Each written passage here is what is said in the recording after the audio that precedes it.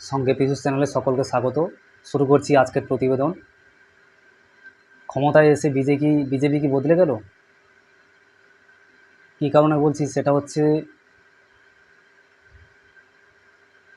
BJP 2026-এ সরকার গঠন করার পরে ঠিক 4 থেকে 5 দিন পরে, 4ঠা মের ঠিক 12 মে না হয় 13 মে, বিজেপি রাজ্য সভাপতি শ্রমিক ভট্টাচার্য বলেছিলেন যে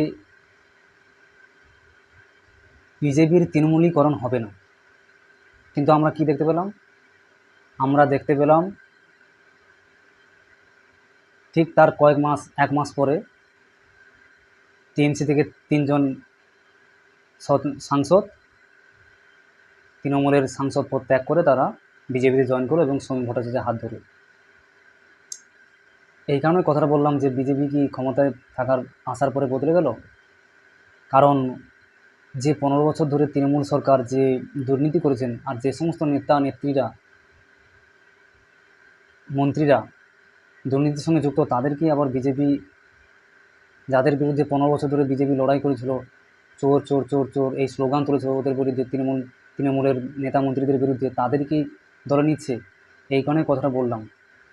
আমি কোনো দলের হয়ে কথা বলছি না, মানুষ কী ভাবছে সেটাই আমি বলছি তোমাদের সামনে। আজকে দেখা গেছে বিজেপি সরকার গঠন করার পরে বিজেপিতে দু ধরনের গোষ্ঠী তৈরি হয়ে গেছে, যেটা গ্রাউন্ড লেভেল থেকে যে কথাটা আসছে। যেমন একটা দল হচ্ছে প্রশাসনিক দল, যেখানে নেতা মন্ত্রী, বড় বড় উচ্চপদস্থ বিজেপি নেতাকর্মীরা আছে। আর একটা হচ্ছে নিচ লেভেলে নেতৃত্ব ও কর্মীরা। প্রশাসনিক যে দপ্তরে যে সমস্ত নেতামন্ত্রী, রাজ্য সভাপতি যেনারা আছেন, ওনারা কি করছেন? তৃণমূলের সঙ্গে সমঝোতা করে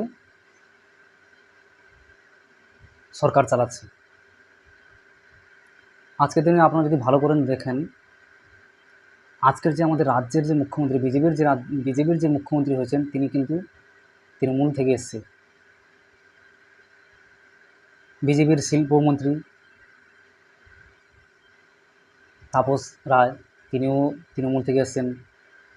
পরিবহন মন্ত্রী অর্জুন সিং, তিনিও তৃণমূল থেকে এসছেন। সজল ঘোষ, তিনিও তৃণমূল থেকে এসছেন। কিন্তু একথা বলতে গেলে দিলীপ ঘোষের রাজনৈতিক জীবন শুরু হয়েছিল বিজেপি থেকে।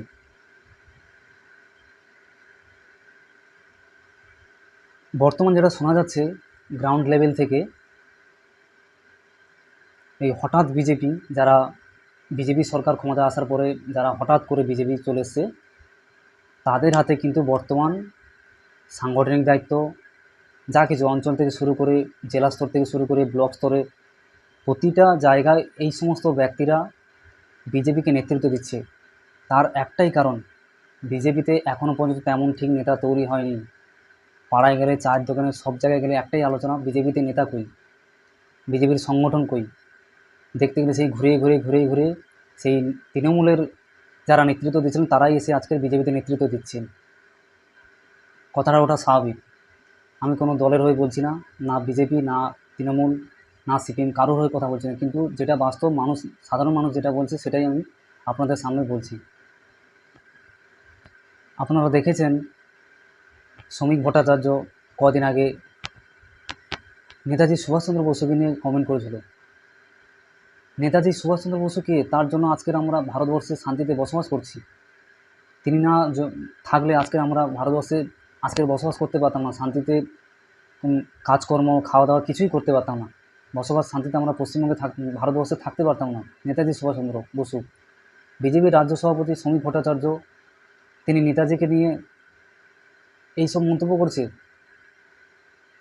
এটা তো অস্বীকার করার জায়গা নেই। আরও একটা কথা বলছি, বর্তমান বিজেপির যে সাংগঠনিক সিস্টেম, তৃণমূল থেকে আসা যারা 2-4 দিনের বিজেপি হয়েছে, তারাই কিন্তু নেতৃত্ব সামলাচ্ছে, সংগঠন সামলাচ্ছে। এরকম যদি অবস্থা চলতে থাকে, আগামী দিনে বিজেপি সরকার টিকে থাকা বড় মুশকিল হয়ে যাবে, একথা পরিষ্কার। এটা আমার ব্যক্তিগত কথা না, সাধারণ মানুষের কথা। যেটা খবর আসছে, বিজেপি নেতা আমরা দেখতে পাচ্ছি যে বিজেপির নেতৃত্ব, সাংগঠনিক যে ব্যক্তিবর্গ রয়েছে, তেনারা কোথাও মানুষের কাছে পরিষেবা দিতে ব্যর্থ। যার কারণে সব জায়গায় তৃণমূলের যারা নেতৃত্ব দিতেন, 15 বছর ধরে নেতৃত্ব দিয়ে আসছিলেন, চুরি চামারি করে যাই করুন কেন তারা নেতৃত্ব দিয়ে এসেছিলেন, মানুষের কাজও করছিলেন। হতে পারে তৃণমূলের নেতামন্ত্রীরা চুরি করে পুরো রাজ্যের 15 বছর ধরে বহাল দশা করে দিয়েছে। সে শিক্ষা থেকে শুরু করে, শিল্প থেকে শুরু করে, সব জায়গা থেকে শুরু করে সরকারি সরকারি টাকা নয়ছয় করে দিয়েছে, কিন্তু তারা মানুষের পাশে ছিল। কিন্তু বর্তমানে বিজেপি সংগঠনের অবস্থা কী? তারা মানুষের পাশে কোথায়? সেই ঘুরে ঘুরে তৃণমূল যারা দল চালাচ্ছিল তারাই আজকের মানুষের কাছে গিয়ে পরিষেবা দিচ্ছে।